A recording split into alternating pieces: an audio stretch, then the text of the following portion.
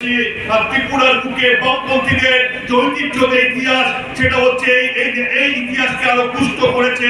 সে জায়গায় দাঁড়িয়ে বলবো, যারা ভেবেছিলেন আমাদেরকে শেষ করবেন, খতম করে দেবেন, তারা আজকে দিন গুনছেন। এই ত্রিপুরার মানুষ তাদেরকে পরাজিত করবে, আবার বামপন্থীদের নেতৃত্বে ত্রিপুরা এগিয়ে যাবে। আমাদের শুধু একটাই আহ্বান এই ত্রিপুরার যুবদের কাছে, আপনারা তো অভিজ্ঞতার মধ্যে দিয়ে বুঝতে পারছেন ত্রিপুরা কোন জায়গায় যাচ্ছে। আগে আমরা দেখতাম অন্যান্য রাজ্যতে ত্রিপুরা থেকে কম লোক বাইরে কাজ করতে যেত।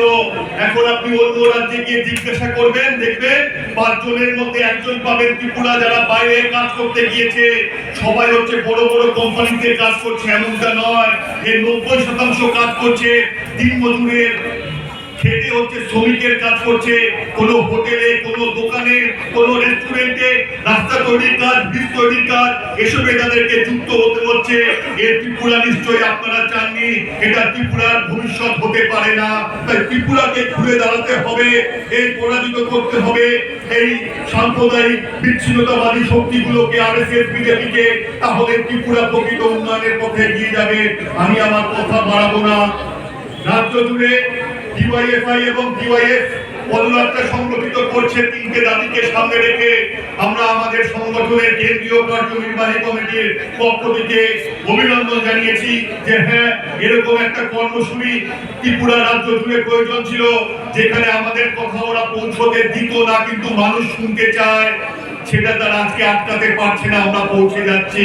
আগামী দিনেও দাঁতে দাঁত চেপে মুষ্টিবদ্ধ হাত নিয়ে মতাদর্শে শানিত হয়ে আমাদের কথা ত্রিপুরার প্রত্যেকটা মানুষের কাছে পৌঁছে দিতে হবে।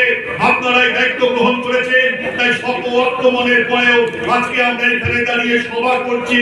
আমরা চ্যালেঞ্জ করছি, পারলে গণতান্ত্রিক পদ্ধতিতে আমাদেরকে তোমরা রুখে দেখিয়ে দাও। তোমরা পারবে না, তোমাদেরকে সন্ত্রাসকে হাতিয়ার করতে হবে।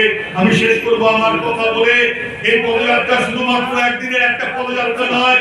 বাড়িতে বাড়িতে আমাদের কথা, ত্রিপুরার উন্নয়নের কথা, ত্রিপুরা কি চলছে, সমস্ত কিছু মানুষের কাছে পৌঁছে দিতে হবে।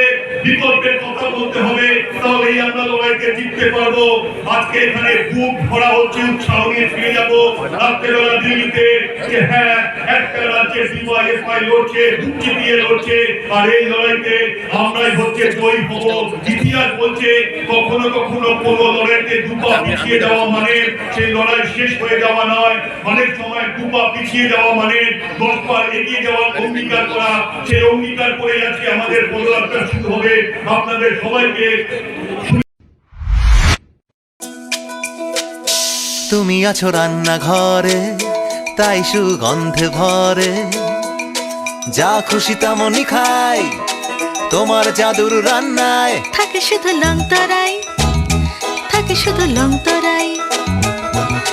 কত কেজি রান্না হয়, মন তাই করছো জয়। ভালোবেসে বলছি তাই, রান্নায় তোমাকে চাই। চাই শুধু লংতরাই, চাই শুধু লংতরাই।